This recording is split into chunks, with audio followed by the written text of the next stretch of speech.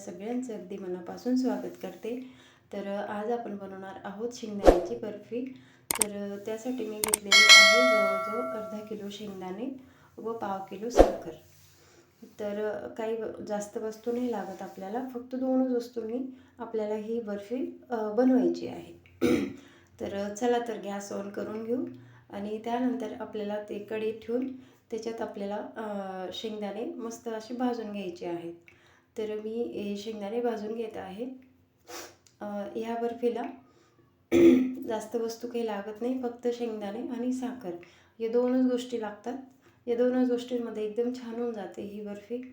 तुम्ही हवं तर हिला बनवून झाल्यानंतर 1 महिना 1.5 महिन्यापर्यंत खाऊ शकतात आरामात फ्रीजमध्ये ठेवून।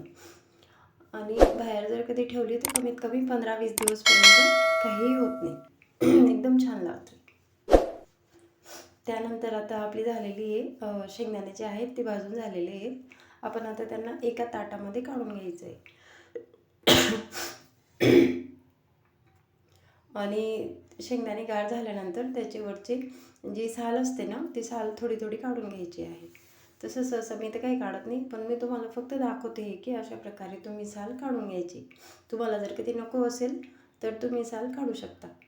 तर मी ही बघा थोडीशीच काढली। तर तुम्हाला जर कधी पूर्ण काढायचे तर पूर्ण काढून घ्या। त्यानंतर आता आपल्याला हे जे शेंगदाणे हे मिक्सरमध्ये बारीक पावडर करून घ्यायची त्याच्यामध्ये। म्हणजे एकदम जास्त पण पावडर नाही, पण चांगली म्हणजे चांगल्या प्रकारे बारीक करून घ्यायची। तर अशा प्रकारे आपल्याला हे जे शेंगदाणे आहेत मिक्सरच्या भांड्यामध्ये टाकून घेतले मी आता। तर आता हे बघा अशा प्रकारे आपल्याला बारीक करायची। हे बघा एवढी बारीक करायची। आणि सगळे जे शेंगदाणे आहेत ते पूर्ण शेंगदाणे बारीक करून घ्यायचे आहेत, उरलेले पण टाकून घ्यायचे। तुम्ही प्रमाण तुमच्या हिशोबाने घेऊ शकता, कमी जास्त तुम्हाला जेवढे करायचं तेवढं करा।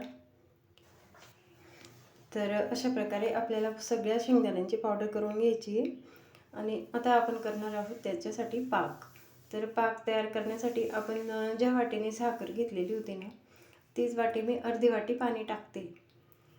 तर पाण्याचं प्रमाण जे आहे ना ते व्यवस्थित घ्यायचं आहे। जास्त जर कधी पाणी झालं ना मग ते पाक करायला आपल्याला वेळ लागतो। त्याच्यामुळे पाणी व्यवस्थित टाकलं ना, म्हणजे पाणी थोडं कमीच टाकायचं, ज्यामुळे आपला पाक पटकन रेडी होतो आणि आपली जी बर्फी आहे ना ती पण पटकन रेडी होते। तर त्यानंतर आता त्याच्यात टाकली मी साखर आणि हिला व्यवस्थित ढवळून द्यायची, म्हणजे मिक्स करून द्यायची त्या पाण्यामध्ये। आणि आता आपण तोपर्यंत त्याच्यामध्ये चमचा नाही टाकायचा जोपर्यंत ती जी साखर आहे ना ती पूर्णपणे मेल्ट होत नाही त्याच्यामध्ये।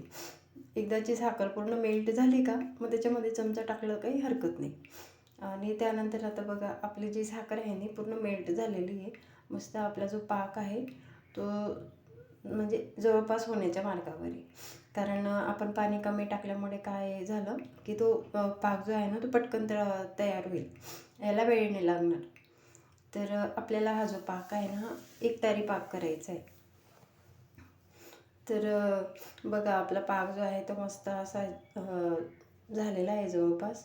तर आपण आता चेक करून घेणार आहोत। तर बघा एकतारी पाक, हे बघा एकतारी पाक जो आहे ना अशा प्रकारे आपल्याला पाक रेडी करायचा आहे। तो जवळपास म्हणजे आता झालाच आहे, काही जास्त वेळ नाही लागला त्याला, लगेच होतो, 2-3 मिनटं लागतात। हे बघा पाणी व्यवस्थित टाकल्यामुळे बघा आता अशा प्रकारे आपला जो पाक आहे एकतारी पाक तो झाला आहे। आता आपण याच्यामध्ये आपण जे शेंगदाणे केलेले होते ना बारीक, आता ते शेंगदाणे आपण टाकून देणार आहोत। तर हे बघा हे शेंगदाण्याची पावडर जी आहे मी टाकून देते त्याच्यामध्ये। आणि सगळ्यात आधी महत्त्वाचं म्हणजे ना, शेंगदाणे हे पावडर टाकायच्या आधी एका ताटाला आधीच तुम्ही तेल तूप काय लावायचं आहे ते रेडी करून ठेवा। कारण कसं झालं आज आहे ना माझी धावपळ होऊन गेली, मला ते लक्षातच नाही राहिलं। तर असं न करता तुम्ही आधीच ताटाला तेल वगैरे तेल लावा किंवा तूप लावा, असं लावून एक ताट बाजूला ठेवून द्यायचं। हे करता करता जर कधी लावायचं म्हटलं ना मग हे कोरडं व्हायची भीती असते। तर बघा कारण माझ्याकडून राहून गेलं, तर मी तसंच घाई गर्दी तूप लावलं ताटाला आणि ते ताट रेडी केलं। तर अशा प्रकारे हे ताट जे आहे ते आधीच तयार करून ठेवा। त्यानंतर ते आपलं जे सारण आहे ते पाकामध्ये एकत्र मिक्स केल्यानंतर त्यानंतर आता आपल्याला एका ताटामध्ये मस्त पसरून द्यायचं आहे. जे पण आपले उलथणी वगैरे आपण जे घेतलेले आहे त्याच्यातलं त्याचं पण सगळं काढून घ्यायचं, कढईचं पण सगळं व्यवस्थित काढून घ्यायचं. आणि त्यानंतर याला मस्त असं आपला जो हात आहे तो तुपाचा आहे, तेलाचा तुपाचा करून घ्यायचा आणि व्यवस्थित थापायचं. आणि सपोज जर तुम्हाला गरम लागत असेल की निघायला चटके लागत आहे तर मग अशी मस्त पसरट वाटी घ्यायची आणि त्या वाटीला पण तेल तूप वगैरे लावून घ्यायचं आणि त्याच्याने असं मस्त थापून द्यायचं, ज्यामुळे आपल्याला चटके पण लागत नाही आणि व्यवस्थित थापलं जातं.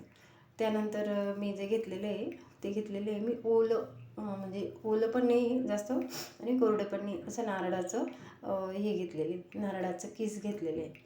तर तो टाकून द्यायचा त्याच्यावरती, मग अजून छान पण दिसते आणि लागते पण छान. आणि त्यानंतर सुरीने मस्त अशा प्रकारे छोटे छोटे बर्फीच्या आकाराचे तुकडे कट करून घ्यायचे. तर अशा प्रकारे आपली ही जी बर्फी आहे ना ती मस्त रेडी झालेली आहे. तर तुम्ही एकदा नक्की ट्राय करा. आणि जर तुम्हाला माझा व्हिडिओ आवडत असेल तर प्लीज व्हिडिओला लाईक करा, चॅनलला सबस्क्राईब करा. आणि एक सांगायचं राहिलं, मागं माझे जवळजवळ 2-4 दिवसपर्यंत म्हणजे 4-5 दिवसपर्यंत व्हिडिओ डिले झाले, म्हणजे ते टाकले नाही गेले. कारण कसं होतं ना की थोडं मला बरं नव्हतं, त्याच्यामुळे मग ते व्हिडिओ टाकले नाही गेले. तर असं मध्ये मध्ये काही एखाद वेळेस काही हे झालं तर प्लीज मला समजून घेत जा. कारण कसं आहे काही वेळेस तब्येतीचा प्रॉब्लेम असतो, काही वेळेस पाहुणे येऊन जातात, तर तेवढं समजून घेत जा. तर अशा प्रकारे आपली ही जी बर्फी आहे ना ती मस्त रेडी झालेली आहे. तर मस्त साबुदाणे बटाटे वगैरे याच्यासोबत मस्त एन्जॉय करा. बघा किती सुंदर झालेली आहे. तर नक्की ही रेसिपी ट्राय करा. आणि माझा व्हिडिओ बघितल्याबद्दल तुमचे अगदी मनापासून धन्यवाद. Okay, bye bye.